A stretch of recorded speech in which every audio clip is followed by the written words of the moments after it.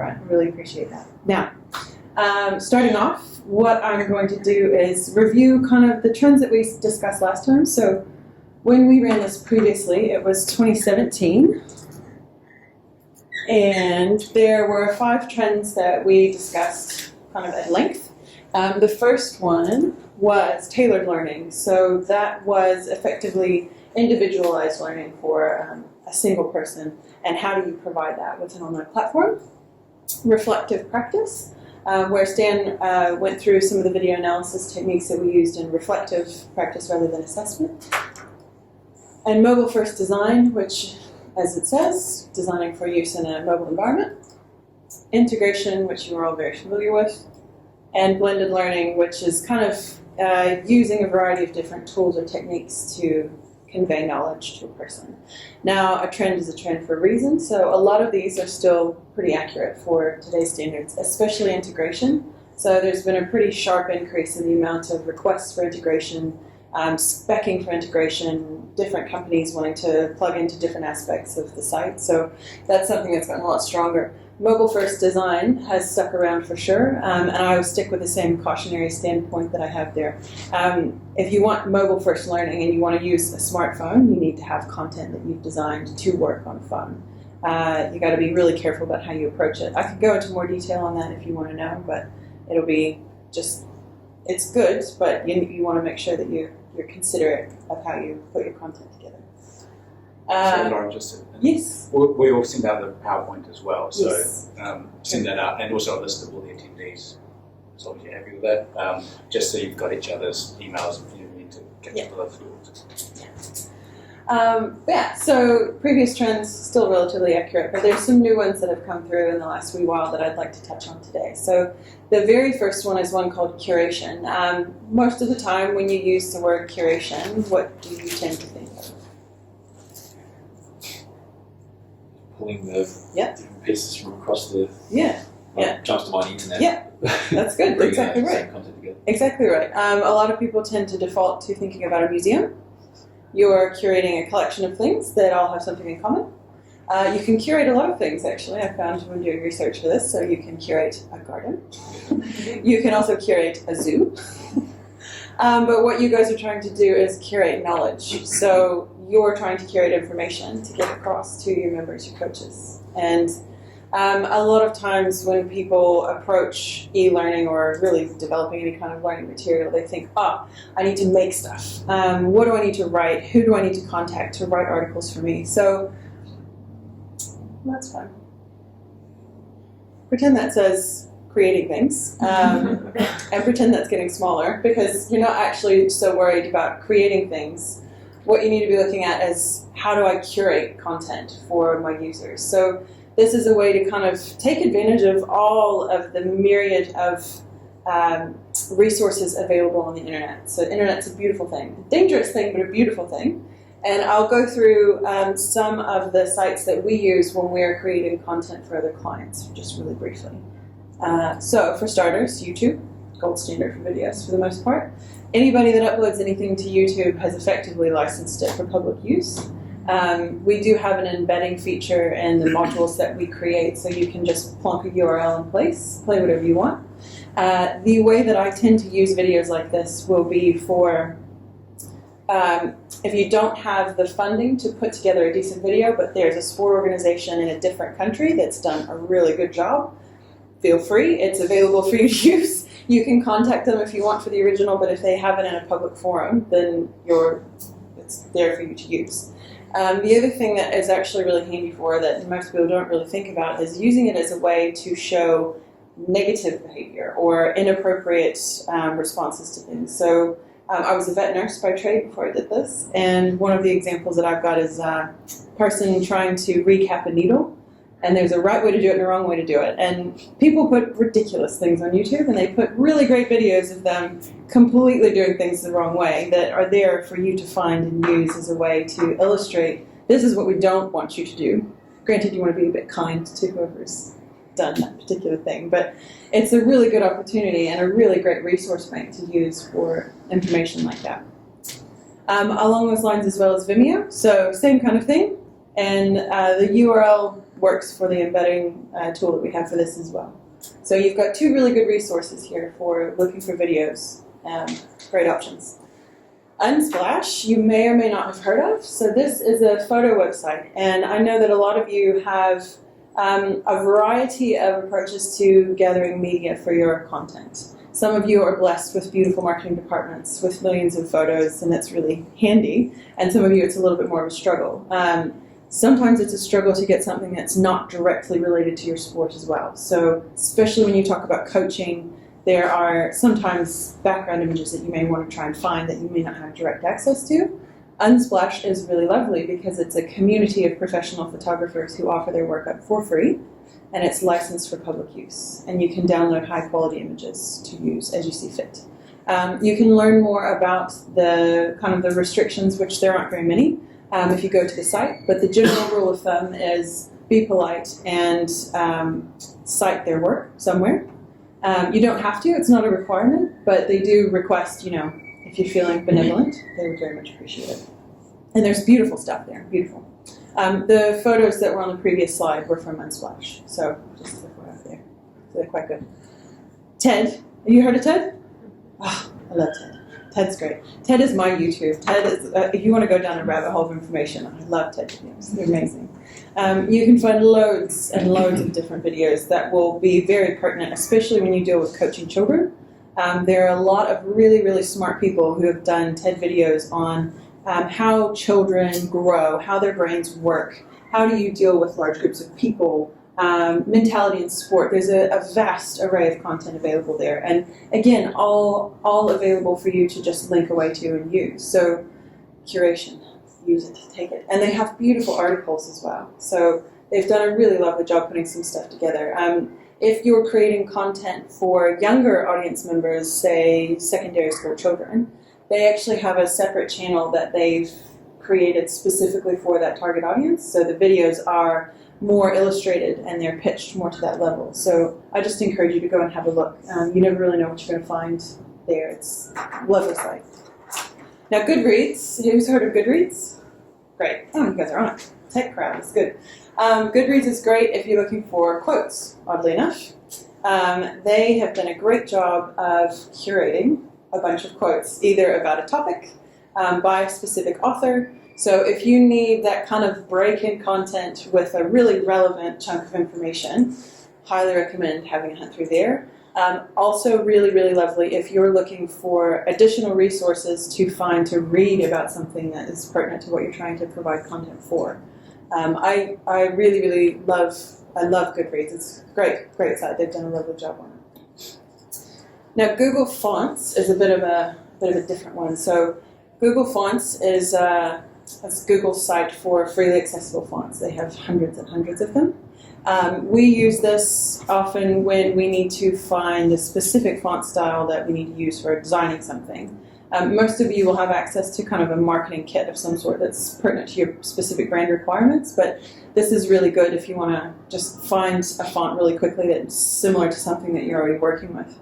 We lean on that quite heavily, and it is a really great way to get access to really clean modern fonts. They've got a variety of different kinds.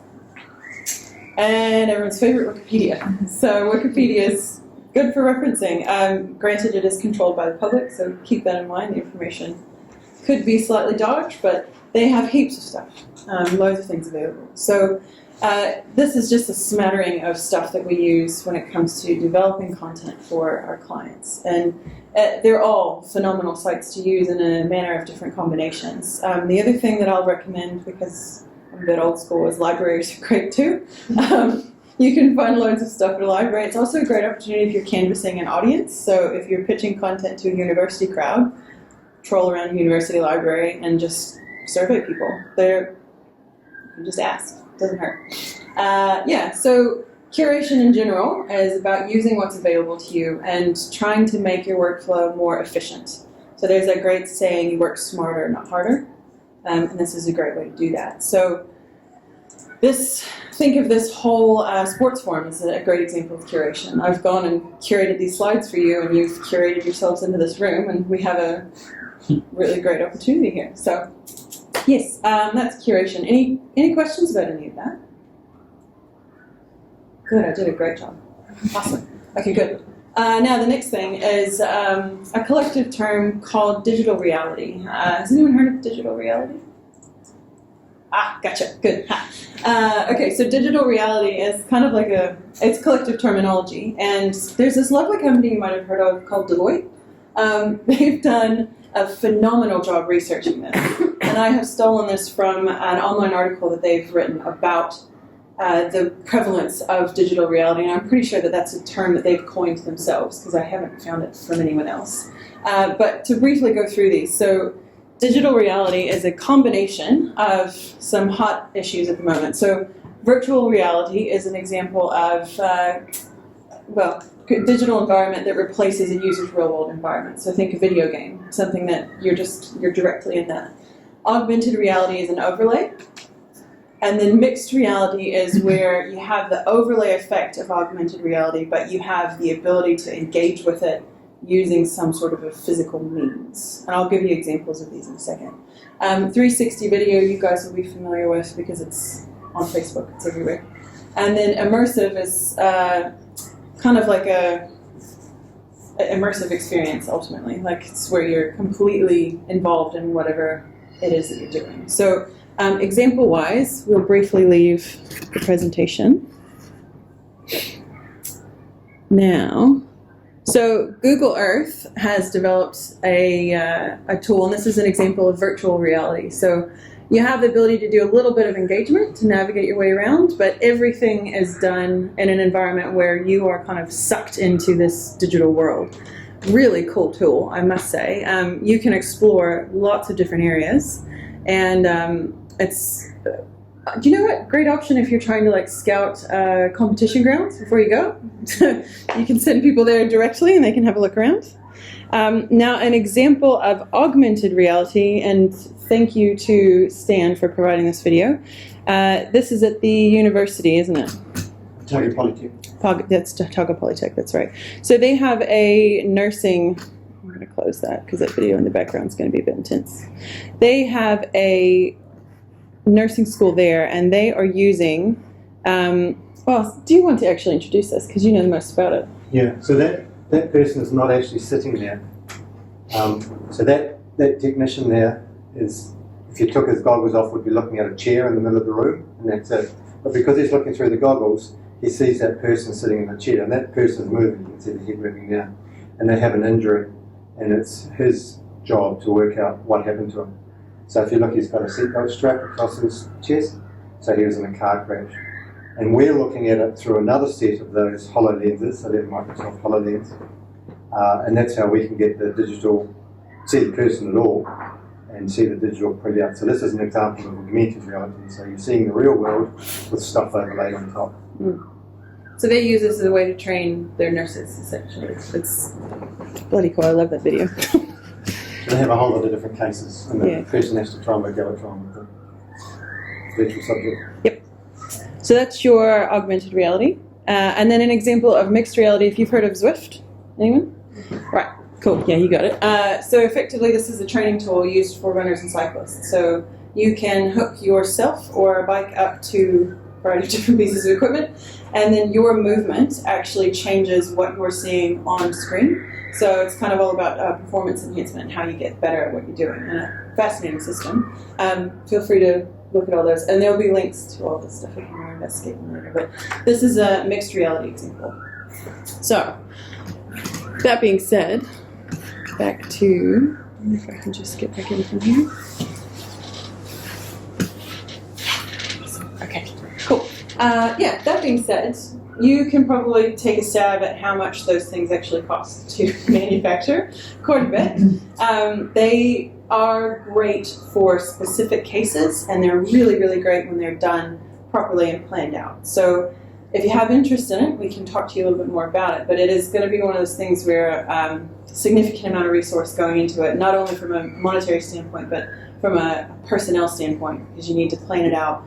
So for example, the nursing video that you saw, they would have had someone that would have written out everything that happened to that gentleman and then figured out how does that need to look, how does it need to present, how is he moving, and then you have to animate that with 3D animators. So there's a phenomenal amount of work that goes into it. But you can see the outcome is quite cool and can be used widely in a number of different realms.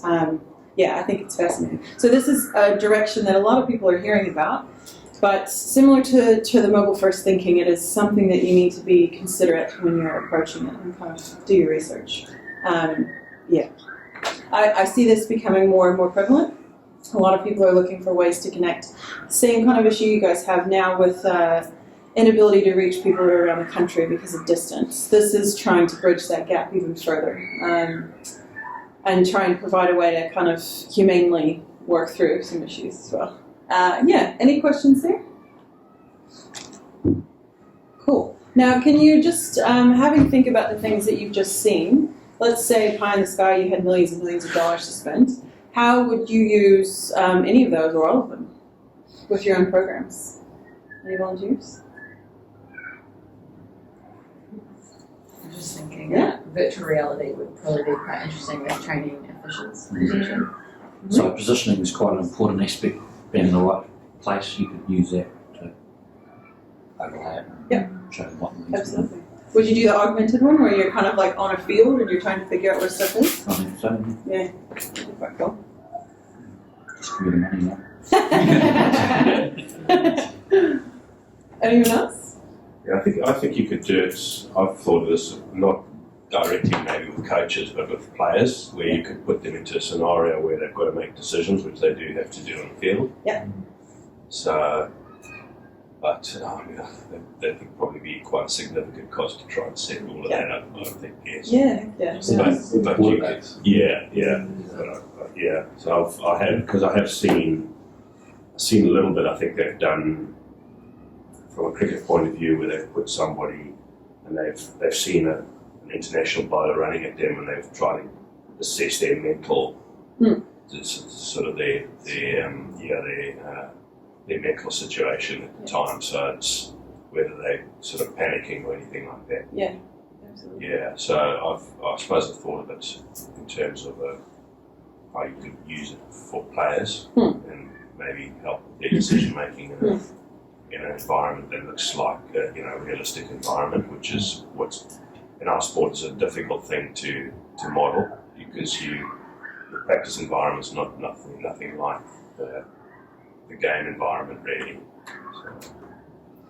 Yeah, but the coaches could be. I was on the phone with one of our coach developers yesterday and he's like, I've invited this coach to come out and view me for a couple of hours, come out to the club and she was not yet competent on the exam or whatever. And that's really cool. Maybe she could put some goggles on and actually be there without being there. You know what I mean? Yeah. Someone from just observe someone else's. I mean, you need a camera at that site facility, but that'd be an interesting way to watch other people coach. You never seem to be able to do that unless you're always on the court coaching in your own environment. You get to visit to new places. Do you know, oddly enough, I was talking to a guy not that long ago who, I think we must have seen it somewhere, but there's a device that you can rent that's kind of like a Segway.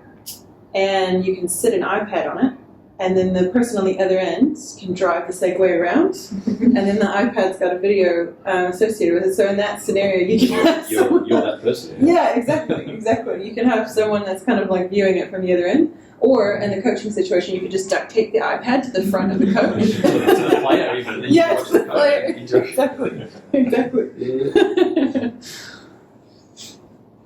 Cool. All right. So that is kind of a brief review on some new trends that we're seeing coming up. And I encourage you guys to really consider this because, like I said, it is something I think is going to become more and more prevalent. And with all technology, everything gets cheaper over time. So get ahead of the game and have plans of what you might want to use something like that for just in the back of your head. Just keep it in for consideration. Any other questions or thoughts before I move on?